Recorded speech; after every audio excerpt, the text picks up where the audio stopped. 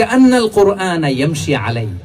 বিষ্ণু সাল্লাল্লাহু আলাইহি ওয়াসাল্লাম যখন রাস্তা দিয়ে হেঁটে যেতেন, as if a living Quran is walking on the street, মনে হতো একটা জীবন্ত কোরআন রাস্তা দিয়ে হেঁটে যাচ্ছে। এত সুন্দর ছিল বিষ্ণু সাল্লাল্লাহু আলাইহি ওয়াসাল্লামের চরিত্র। উনি যে নিজেই উত্তম আচরণের ছিলেন তাই নয়, তিনি সর্বোত্তম আচরণ যেন আমরা অর্জন করি এটার ব্যাপারে গুরুত্ব আরোপ করেছেন। রাসূল সাল্লাল্লাহু আলাইহি ওয়াসাল্লামকে জিজ্ঞেস করা হলো, নবী হে, কোন জিনিস মানুষকে সবচেয়ে বেশি আল্লাহর জান্নাতে প্রবেশ করাবে?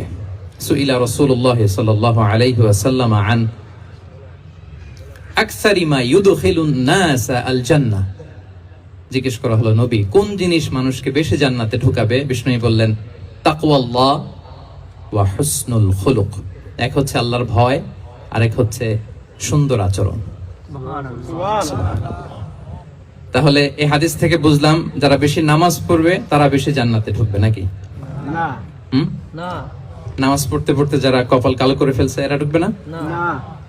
যারা হজ করতে করতে বড় হাজী সাহেব হয়েছে, জিকির করতে করতে হাতে 3-4টা তাসবিহ রেখেছে, তাদের কথা বলা হয়েছে?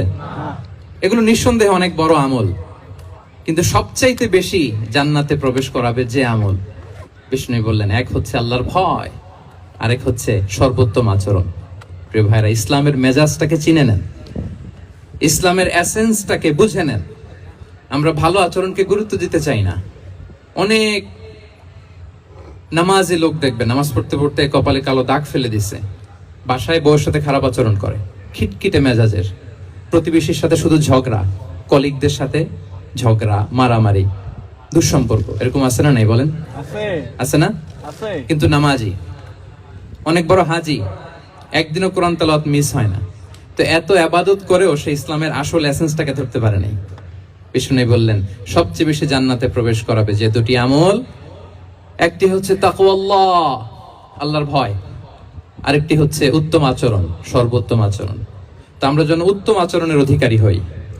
আমার স্ত্রীর সাথে যেন ভালো আচরণ করি, প্রতিবেশীর সাথে যেন ভালো আচরণ করি, ছেলে মেয়েদের সাথে যেন আমাদের অ্যাটিটিউডটা ভালো থাকে, আচরণটা ভালো থাকে, কলিগের সাথে যেন ভালো থাকে। বিশ্বনবীর আচরণ যেমন ছিল তেমন আচরণ যেন আমরা গড়ে তুলতে পারি। আওয়াজ করে পড়ুন আমিন।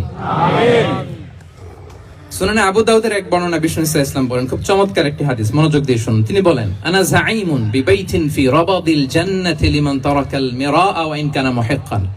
আমি ওই ব্যক্তিকে জান্নাতের আঙ্গিনায় একটা ঘরের গ্যারান্টি দেই যে ব্যক্তি তর্ক করার সময় নিজে হক এটা জেনেও সে তর্ক থামিয়ে দেয়।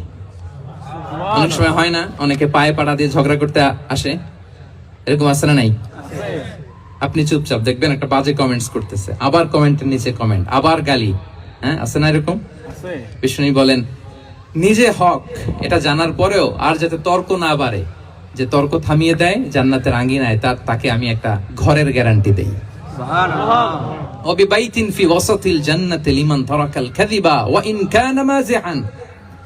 আর ওই ব্যক্তিকে আমি জান্নাতের মাঝখানে একটা ঘরের গ্যারান্টি দেই যে ব্যক্তি কৌতুক করার সময়ও মিথ্যা পরিহার করে। করতেছে কৌতুক, ফান করতেছে আর কি, হি ইজ কিডিং, ফান করে, কৌতুক করে, কিন্তু কৌতুকের সময়ও সে মিথ্যা বলে না। এই স্বভাব যাদের, তাদেরকে আমি জান্নাতের মাঝ বরাবর একটা ঘরের গ্যারান্টি দেই।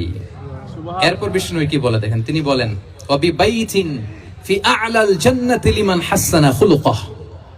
আর জান্নাতের একেবারে হাইস্ট পিক অফ প্যারাডাইস, জান্নাতের সর্বোচ্চ স্তরে আমি একটা ঘর বা একটা বাসভবনের গ্যারান্টি ওই ব্যক্তিকে দেই যে তার আচরণটা সুন্দর করেছে, যে সুন্দর আচরণের অধিকারী হয়েছে, তাকে জান্নাতের হাইস্ট পিকে আমি একটা বাসভবনের গ্যারান্টি দেই। তাহলে বলেন তো, আমাদের আচরণটা সুন্দর করার দরকার আছে না নাই? এটা খুব ছোটখাটো একটা আমল, তাই না? কথা বলেন, দক্ষিণ কোরিয়া প্রবাসী ভাইরা আওয়াজ করে বলেন, এটা কি ছোট আমল?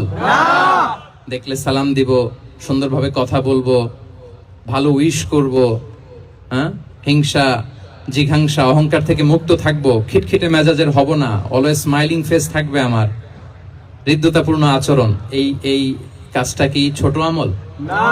আওয়াজ করে বলেন, এই আমলটা কি ছোট না বড়? প্রিয় ভাইরা, বিষ্ণু ইসলাম সবার সাথে এরকম মাধুর্যতাপূর্ণ আচরণ করতেন, ছোট থেকে বড়, নারী থেকে পুরুষ, বন্ধু থেকে শত্রু, সবার সাথে সুন্দর আচরণ করতেন। এবং তার এই চমৎকার আচরণে মুগ্ধ হয়ে তার অনেক শত্রু মুহূর্তে তার বন্ধুতে পরিণত হয়েছে। তাহলে আসুন আমরা দেখি আমাদের প্রিয় নবীজির আচরণ কেমন ছিল। এটা ছিল ভূমিকা কথা, ইন্ট্রোডাক্টরি ডিসকাশন। এটা বুঝলে পুরো আলোচনা বুঝবেন। আলোচনার এই পর্যায়ে এসে আমি যতটুকু বললাম এটা সবার কাছে ক্লিয়ার না ভাইরা? প্রিয় নবীজির আচরণ কেমন ছিল এটা নিয়ে আমরা শুনবো। শুরুতেই আমরা দেখি যে শিশুদের সাথে বিষ্ণু ইসলাম কেমন আচরণ করতেন। এই যে এত বলার পরেও লুকিয়ে লুকিয়ে অনেকে মোবাইল বের করে, আপনি যে ডিস্টার্ব করতেছেন আমাদের, মেহরবানি করে করবেন না, এদিকে তাকান। তাহলে শিশুদের সাথে পেয়ারা নবীজি কেমন আচরণ করতেন সেটা আমরা শুনবো। আমরা যদি থ্রু দ্য লেন্স অফ সিরা অথবা through the lens of Sunnah lens দিয়ে, আমরা তো এক একজন এক এক লেন্স লাগাই, তো দেখবেন যে সুন্দর একটা গ্লাস পরলে যেটা যেই কালার ওইটা দেখা যায়, কিন্তু নীল গ্লাস পরলে গোটা দুনিয়াটা, লাল গ্লাস লাগালে দুনিয়াটা। এই জন্য কোরআনের লেন্স দিয়ে আমরা বিশ্ব দেখি। কোন লেন্স দিয়ে বিশ্ব দেখবো? We see the world through the lens of Quran. আজকের আলোচনাটা আমরা করব থ্রু দ্য লেন্স অফ সিরাতের আলোকে, সুন্নাহর আলোকে দেখি বিষ্ণু ইসলাম শিশুদের সাথে তিনি কেমন আচরণ করতেন। বিষ্ণু ইসলামের কাছে যখন কোনো শিশু নিয়ে আসা হতো তিনি তাহনিক করতেন। হাদিসে এসেছে, সিরায় এসেছে। তাহনিক কি? খেজুর চিবিয়ে খেজুরের মিষ্টি রস লালা সহ বাচ্চার মুখে লাগিয়ে দিতেন। আলেমদের কাছে, অনেক আলেমদের কাছে আসে, আমার কাছে অনেকে এসেছে বাচ্চাদেরকে নিয়ে, তো আমরা এই সুন্নাহর উপর আমল হিসেবে খেজুর চিবিয়ে এর রসটা মুখে ঢুকিয়ে দিয়েছি। বারাকা, বিষ্ণু ইসলামের বারাকা নেওয়ার জন্য আসতো ছোট্ট বাচ্চাদেরকে নিয়ে। মদিনায় যখন সাহাবারা হিজরত করলেন মক্কা থেকে, মুসলিমদের ঘরে সন্তান সন্ততি নাই, বাচ্চা কাচ্চা হয় না। ইহুদিরা টিটকারি করে, এই তো মুসলমানদের সন্তান নাই। সর্বপ্রথম যেই সন্তান হয়েছে তিনি হচ্ছেন আয়েশা রাদিয়াল্লাহু তাআলা আনহার বড় বোন আসমা বিনতে আবু বকরের ঘর উজাড় করে এক সন্তান এসেছে, পুত্র সন্তান, নাম হচ্ছে আব্দুল্লাহ। কি নাম? আব্দুল্লাহ ইবনে জুবাইর। তো আসমা আব্দুল্লাহকে কোলে নিয়ে বিশ্বনবীর কাছে আসলেন। বিশ্বনবী খেজুর চিবিয়ে ওনার লালা মিশ্রিত রস খেজুর সহ মুখে লাগিয়ে দিলেন। তা আসমা সবসময় গর্ব করে বলতেন যে আমার সন্তানের পাকস্থলীতে সর্বপ্রথম যেটা ঢুকেছে এটা হচ্ছে বিশ্বনবীর লালা মিশ্রিত খেজুরের রস। আল্লাহু আকবার। বাচ্চারা আসলে বিষ্ণু তাহনিক করতেন, এবং এটা ল্যাবরেটরিক্যালি প্রুভড, সায়েন্টিফিক্যালি প্রুভড যে বাচ্চার জন্মের পরে এরকম মিষ্টি দিলে, স্পেশালি ডেটস নির্যাস যদি দেয়া হয়, তাহলে এটা তার ইমিউন সিস্টেম বাড়ায়, রোগ প্রতিরোধ ক্ষমতা বাড়ায়, তার ব্লাড সার্কুলেশন বাড়ায়, রক্ত সঞ্চালন বাড়ায়। বিষ্ণুনবী এটা করতেন।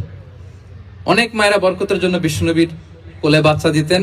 অনেক বাচ্চা বিষ্ণুনবীর কোলেই পেশাব করেছে, হাদিস সাক্ষী। ওখান থেকে মাসালা এসেছে, মেয়ে বাচ্চা পেশাব করলে কিভাবে ক্লিন হবে, ছেলে বাচ্চা পেশাব করলে কিভাবে ক্লিন হবে। বিষ্ণুনবী কোলে নিয়েছেন, পেশাব করে দিছে ভরায়া। আল্লাহু আকবার। বাচ্চাদের মাথায় তিনি হাত বুলিয়ে দিতেন। যেই বাচ্চার মাথায় বিষ্ণুনবী হাত বুলাতেন ওই বাচ্চার মাথায় খুব বেশি বেশি চুল গজাতো। সুবহানাল্লাহ বলবেন না? এক ভণ্ড, সেও ছিল নবী দাবিদার, মুসাইলামাতুল কাযযাব। সে নবীকে কপি করত, নবী যা যা করতো তাই করত। তো সেও তার এলাকায় অনেক বাচ্চাদের মাথায় হাত বুলাই দিতে শুরু করলো, যে মুহাম্মদ বাচ্চার মাথায় হাত বুলালে বাচ্চার মাথায় চুল বড় হয়, আমিও তাই করব। সে বলতো আমিও নবী। সে বলতো নবু আনিস শুনলি ওয়ানিস শুনলাকি মুহাম্মদ। হে মুহাম্মদ, নবু তোমার অর্ধেক আমার অর্ধেক। কি মামুর বাড়ির আবদার দেখছেন? বলে আমারটা আমাকে বুঝিয়ে দাও। তো নবীকে কপি করত। বিশ্বনবী কুয়ার মধ্যে লোনা পানির কুয়ায় থুতু ফেললে মুহূর্তে লোনা পানির কুয়া মিঠা পানির কুয়ায় পরিণত হতো। এই বদমাশটা